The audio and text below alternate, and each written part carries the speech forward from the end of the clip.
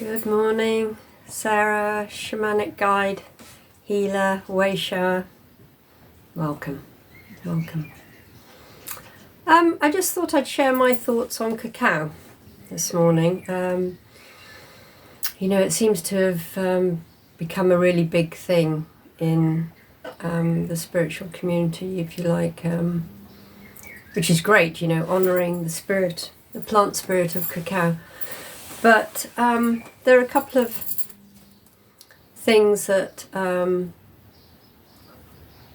just wanted to share from my perspective. That it's become a bit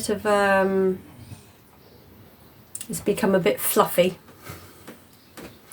a bit pink and a bit fluffy, where in fact the spirit of cacao is an immensely powerful plant spirit, which is guided to help us with courage, and bestows a great amount of universal love on us when we connect with her. And my experience with cacao is that she just found her way into my life, not through a ceremony or me searching for it. In fact, I'd rather avoided cacao ceremonies, really, mostly because it's not the indigenous way. Cacao was never used in ceremonial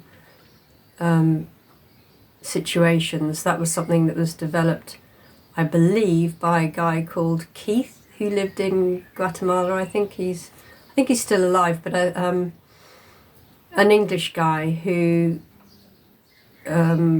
trained, I believe, with Guatemalan shaman in the use of cacao, but then developed it into his own ceremonial type situation where he shared it with others. So it was never an indigenous practice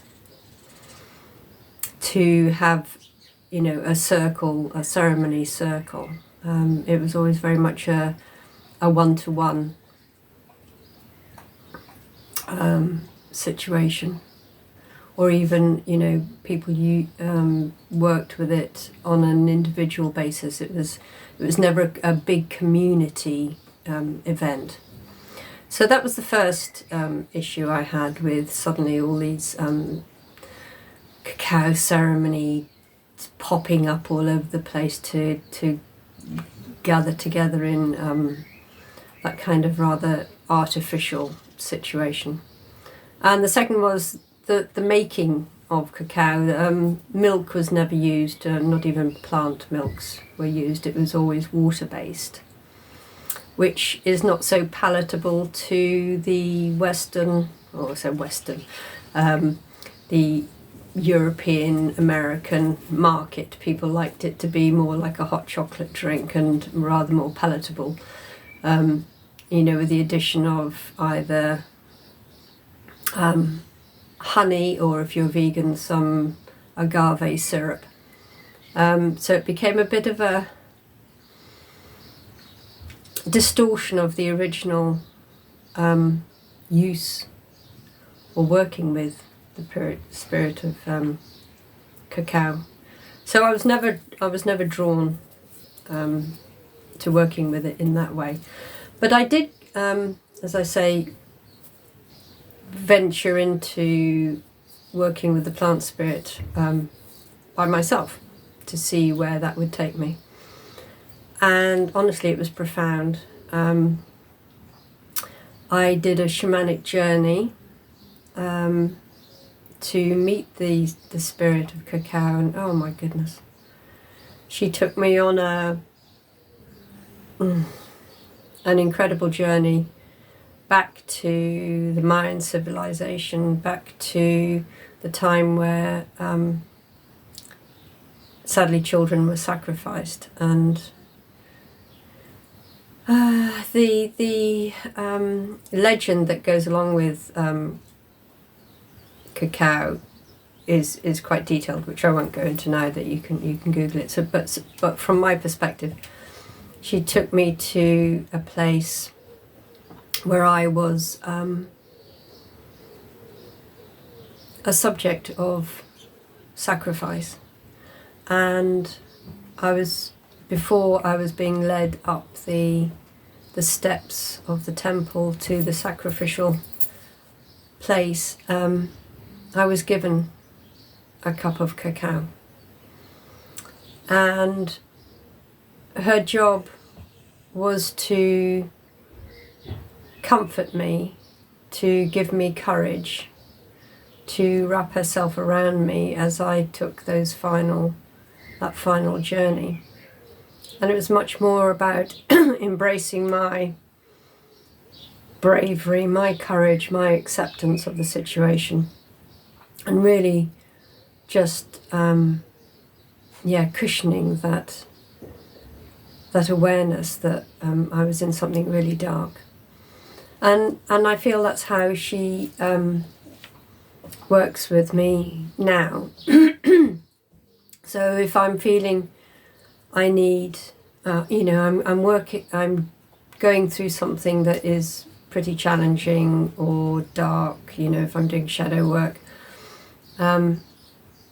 I will make a cup of cacao using water, no honey, no agave, so I get the full bitterness.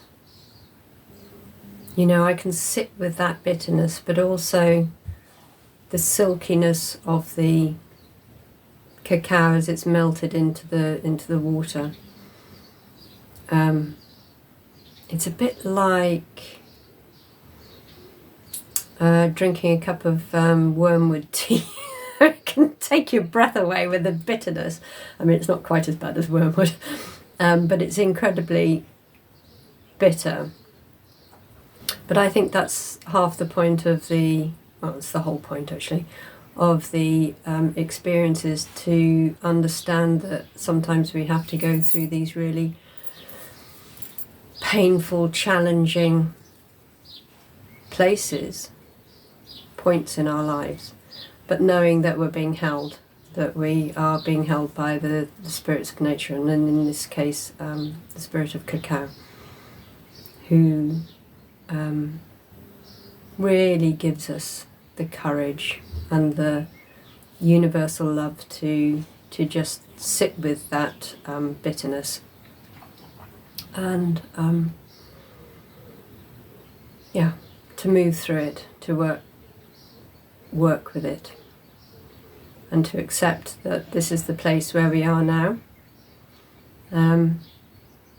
We're always in the right place for whatever reason, as difficult it might be at the time. So, my primary power animal, jaguar, of course, is very much associated with Mayan culture. So and she was in this journey as well, where actually I'm not going to share the whole thing with you because it's very personal, but it was a very deep realization that cacao has kind of somehow been fluffied up into a nice creamy sweet chocolate drink, and that people, there may be people that really get the benefit from it in this situation, but it's not really what cacao's about, from my perspective. Some of you may disagree, but from my perspective, I think that the bitterness and the thinness are things that we need to sit with, rather than being wrapped up in a cotton wool blanket. So, just my thoughts on the spirit of cacao, and the importance of working with plant spirits is truly transformational. it's not my expertise on sharing, you know, on calling myself a plant spirit medicine woman or whatever, but it's certainly part of my shamanic teachings, is that we work with all spirits of nature.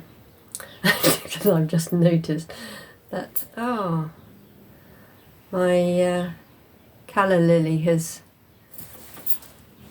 got some yellow leaves. I suspect that's because I've been overwatering them a bit in this hot weather, so apologies to the spirit of calla lily. I need to rectify that. Sorry, Raffy's got his nose. Hey, Raff Raff. You good boy. You good boy. So yeah, I just wanted to share that. Please share your comments and thoughts on cacao and how you've experienced it, and whether you feel that actually working in ceremony, in a group ceremony, is beneficial for you. I'd be interested to hear your thoughts on it too. And whether you have it with plant-based milks or just with water. So, wishing you all a very lovely Sunday. See you soon.